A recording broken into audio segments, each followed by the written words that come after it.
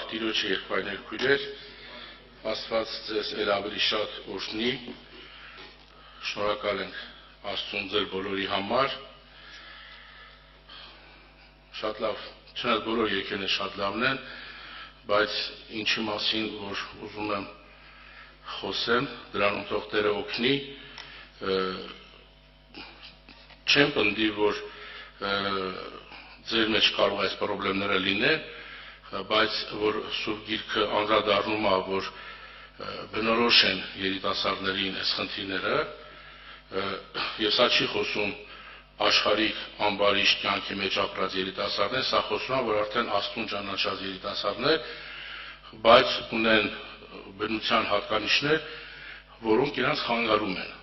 Շատ են դրանք, բայց ես 4 կետի պիտի անդրադառնամ, արագ կարող է չկարդամ բանավոր ասեմ, որտեղ եղբայրներ խոսք ունեն, բայց դրա ելքը երկի մեջ է, հա, Սուրբ Հոգին պիտի օգնի, ինքը պատրաստ է օգնելու, որտեղ մեր բոլոր ելքերը, մեր բոլոր հաղթությունները, մեր բոլոր ազատագրումները իմ կյանքի, ձեր կյանքի, որ եղել են եւ հետո պիտի լինեն, հիմնված է Սուրբ Հոգու գործի վրա։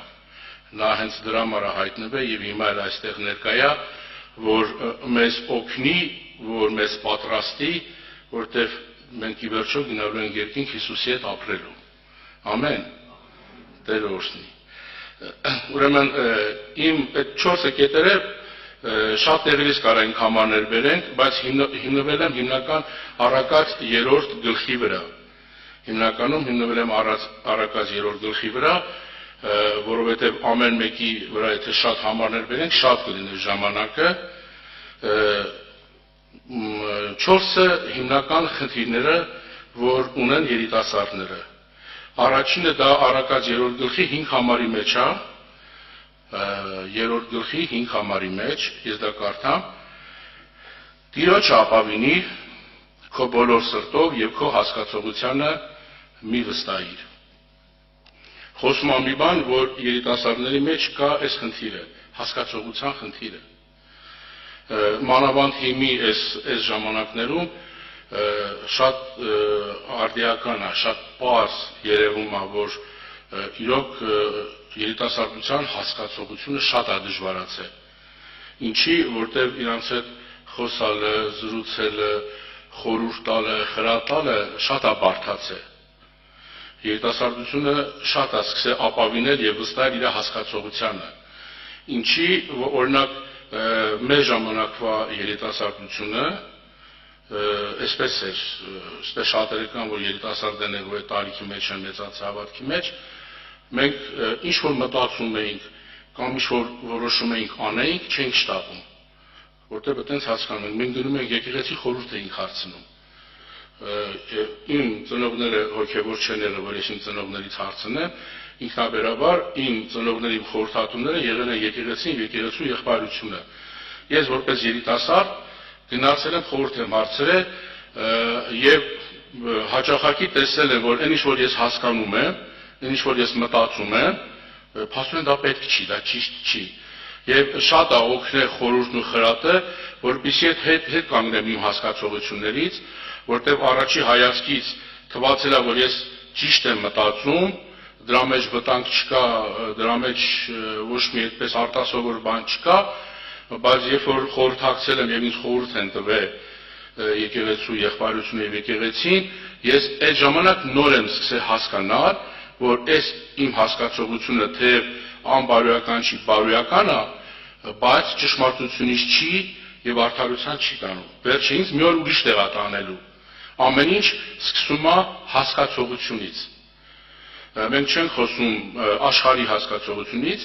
բայց երիտասարդը, ով հենց ամենամեծ սխալը երիտասարդի սա է, որ երիտասարդը սովորում է ապավինել իր հասկացողությանը։ Որտեղից է երևում այդ սխալի դրսևորումը։ Միգուցե այստեղ շատերի կամ ոմանց օգնի դա ստեղից, երբ որ երիտասարդը դադարում է խորհուրդ հարցնելուց եւ դադարում է խորհրդակցելուց։ Ինքը մնում է ինքնամփոփ, ինքը մնում է իր կյանքի հետ, ինքը մնում է իր խորհուրդների հետ, ինքը մնում է իր հասկացողության հետ եւ ինքը կապ չի հաստատում եկեղեցու հետ կամ եթե հոգևոր ծնողներ ունի ծնողների հետ եւ ինքը մնում է իր հասկացողության հետ սխալը ըտեղից է սկսում եթե ինքը արդեն դա սխալ է երիտասարդների շատերը դա չեն հավատում բայց երբ որ այդ գծիկը գնում է եւ հետո մի օր ինքը տեսնում է որ իր բևեռը Քրիստոսի բևեռը չի եւ այդ հասկացողությունը իրան չի տարել սրբության այլ փորձության է տարել եւ այդ փորձությունը հենց հասկացողության պատճառով է շատ անգամ ոչ թե մենակ ուշ է լինում ու հետևանքները վատ են լինում բայց որպեսզի այդպես չլինի Սուրբ Գրքի մեջ ասում է երիտասարդին որ սովորիր ապավինել Աստծուն եւ խորհուրդը խրատն ընդունի եւ ամենակարևորը քո հասկացողությանը մի ապավենի մի հավատա մի վստահի որտեղ ինչքան էլ ուզում ես կրթված լինես ինչքան էլ ուզում ես բանիմաց եղի բայց քո հասկացողությունը անփորձ է որտեղ ամեն ինչ որ անում է դա անփորձ է պետք է փորձառու մարդկանցից իմաստուն մարդկանցից հոգևոր մարդկանցից խորհուրդ հարցնել եւ խրատ առնել որտեղ առակած 3-րդ գլուխը այսպես ասում որդյակս իմ խրատը կամ իմ խորհուրդը մի անարգի որտեղ նա քեզ համար եւ շարունակում է հետո գալի հասնում է այս խնդրին հասկացողությանը պետք է դրա վրա ուշադրություն դարձնել եւ պետք չի հավատալ եւ վստահել որ իմ հասկացողությունը ինձ երբեք վնաս չի բերի եւ չի բերի հենց այդտենց մտածեցի արդեն վնասված ես մարդը արդեն վնասված է թե սա վերաբերում է բոլորին նաեւ ինձ էլ է վերաբերվում բայց ավելի բնորոշ է երիտասարդներին որտեղ երիտասարդական կյանքի մեջ է որ հասկացողությունը վնասները շատ են երկրորդը 6 համարի մեջ է եղբայրներ ջան քույրեր ջան ասում է քո բոլոր ճանապարհներում ճանաչի նրան եւ նա կուղղե քո ճանապարհները երկրորդ բանը որ օրինակ մենք եթե ինչ-որ մի բան ուզում էինք անեինք ինքը էլի շատ զուգահեռ է հասկացողության հետ բայց ինքը փուլարփուլ ավելի խորացնում է օրինակ այն ժամանակ երբ որ մենք մի բան ուզում էինք անեինք մենք խորհուրդ էինք հարցնում բայց այսօր շատ երիտասարդների կյանքից բռնած ուղուց բռնած տեսիլքից ոչ մեկ տեղյակ չի դա գալիս է վերևի պրոբլեմից տեղյակ չի մարդ իր կյանքի նպատակը դնում է նպատակ ու ինքը մտածում է սա է ինքը գնում է իր ճանապարհների մեջ Սուրգիրքն ասում է որ երիտասարդները այս խնդիրը ունեն իրանք իրանց բոլոր ճանապարհների մեջ ազնիվ եւ անկեղծ չեն մութ է իրանց կյանքը իրանց բռնած ճանապարհը մութ է ամեն ինչ պարզ չի իհարկե վերջում այդ ճանապարհի վերջը երևում է ինչ է բայց Սուրգիրքն ասում է որ երիտասարդը նաեւ այս խնդիրն ունի ինքը իր ճանապարհի մեջ մութ է ամեն ինչ չի բերում լույսի մեջ ամեն ինչ չի բերում պարզության մեջ շատ երիտասարդների կյանք հայտնի չի եւ հասկանալի չի ինքը եւ իր ճանապարհը ինքը եւ իր խորհուրդները եւ նորից ստեղ տեսնում ենք որ Արաքացի մեջ թե Սուրգիրքի մեջ շատ եղել կան այդ համարները գրված որ բոլոր իրանց ճանապարհներով գնաց երիտասարդները միշտ ոտները քարին են խփում ով ուզում է լինի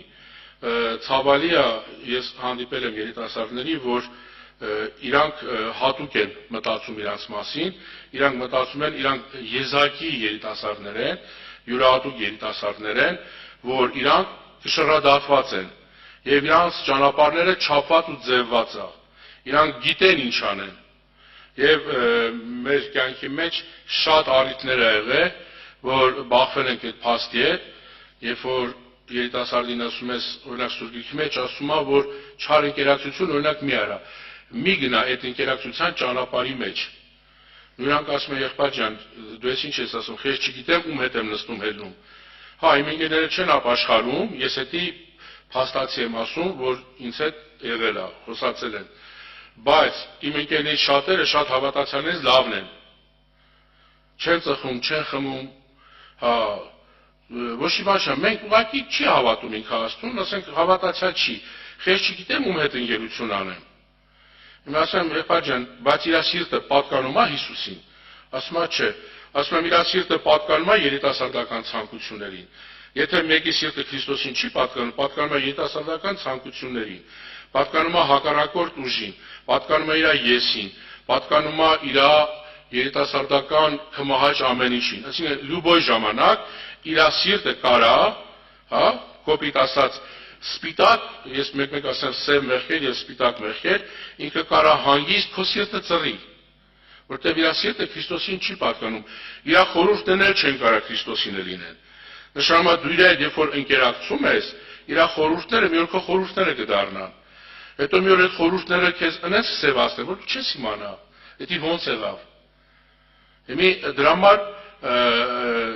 խնդիր ասա, երիտասարդը պետքա հավատա Աստծո ասածին,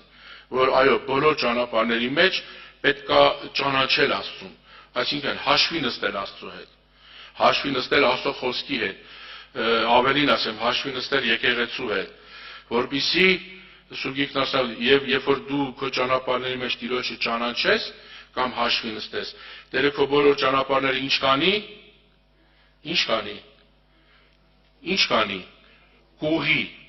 կուղի, այսինքն եթե խոսքը գնում է, որ Տիրոջը ապավինես քո ճանապարհները կուղի, եկեք դրա հականիշը նայենք, իսկ եթե Տիրոջը չես ապավինում եւ քո բոլոր ճանապարհների մեջ Տիրոջը չես ճանաչում, քո ճանապարհները կարան ուղիղ լինեն, չեն կարող ուղիղ լինեն, եթե քո ճանապարհները դու կարաս ուղիղ անես, Տերը քեզ չի ասի, գիտես ինչ կա, ինձ ապավինի, որ քո ճանապարհը ուղղեմ, նշանակում է երիտասարդների ճանապարհները ինքնուրույն, ինքնաբերաբար, իրանց հասկացողությամբ, իրանց ըմբռնմամբ, անգամ իրանց դաստիարակությունով չեն կարող բոլոր ճանապարհները ուղիղ լինեն։ Անպայման մի ծուռ բան կա, մի օր հետո է երևում այդ ծուռը։ Ցավալի է, բայց դա տեսնում ենք եւ իրոք շատ լուրջ խնդիր է դա։ Սիրելի երիտասարդներ, սա շատ լուրջ խնդիր է, որ ինքը երևում է արդեն։ Ինքը երևում է եւ ամեն երիտասարդ պետքա ուշադրություն դարձնի եւ անձնաքննություն անի։ 7-րդ համարը, ասում է 7-րդ համարն էլ կարդամ, դու քո աչքի առաջին իմաստուն մի լինիր, այլ վախիտերիցը եւ փախիր չարիցը։ Երիտասարդներ, որ իրանց մասին մեծ կարծիք ունեն։ Երիտասարդներ, որ իրանց մեծ մասին կարծիք ունեն։ Ես հանդիպել եմ եւ հիմի լսել ենք նու չգիտեմ, դա ոչ թե մոդա է, այլ ոնց որ շաբլոն արտահայտությունն է շատ տեղերում, դու ինձ մի ասա, ես գիտեմ ինչ եմ անում։ Հա, դու ինձ մի ասա, ես գիտեմ ինչ եմ անում։ Դա եկեղեցուն են ասում, դա ծնողներին են ասում, դու մի ասա, ես գիտեմ ինչ եմ անում։ Կամ դու պիտի ինձ չասես, ես ինչ անեմ։ Կամ դու պիտի չասես, ես ինչ անեմ։ Նու ավելի արտահայտություն ասեմ, որ ավելի կիրառական է։ Ես հո երեխա չեմ։ Կամ ես հո թազա երեխա չեմ։ Ես 20 տարեկան եմ, ես 23 տարեկան եմ, ես 30 տարեկան եմ, հո թազա երեխա չեմ։ Հասկանում եք, հարցը երեխա լինելու մեջ չի։ Հարցը նրա մասին է, որ այդ արտահայտությունը եւ այդ կարծիքը դրսևորվում է, կարող է այդ երիտասարդը միամտաբար արտահայտվում, ոչ թե դիտավորը, որտեղ չի հասկանում, բայց արդեն կապված է իր իմաստության հետ։ Մենք այդ ճանապարհը, որ անցել ենք, հասկանում ենք, որ արդեն իմաստության խնդիր կա, արդեն փորձանքը կապված է իրանից։ Եթե ինքը դեն շարունակեց, այդ փորձանքի մեջ կընկնի, որտեղ ինքը մտածում է, որ իր արդեն այն հասակն է, որ պետք չէ իրան ասել,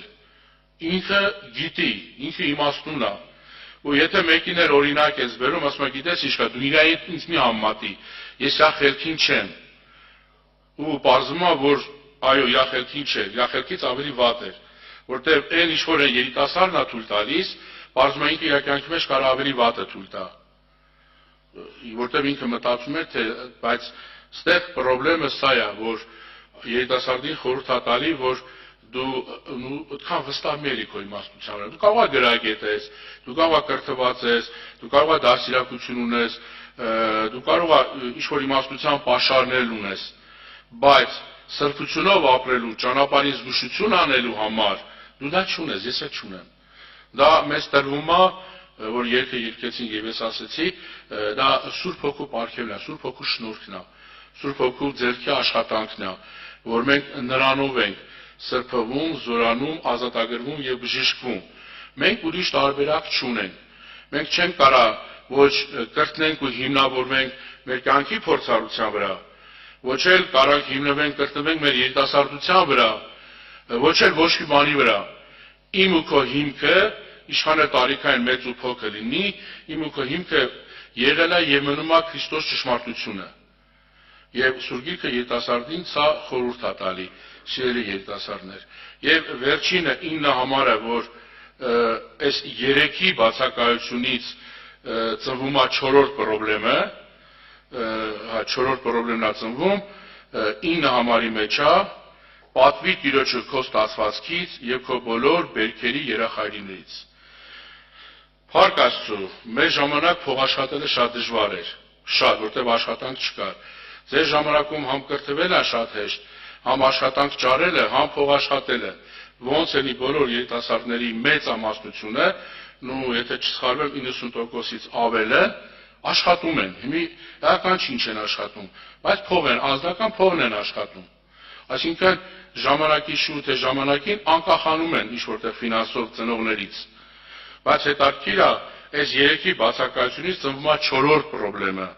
Սա որն է, որ երիտասարդը տիրապետում է եւ կառավարում է իր ֆինանսը եւ իր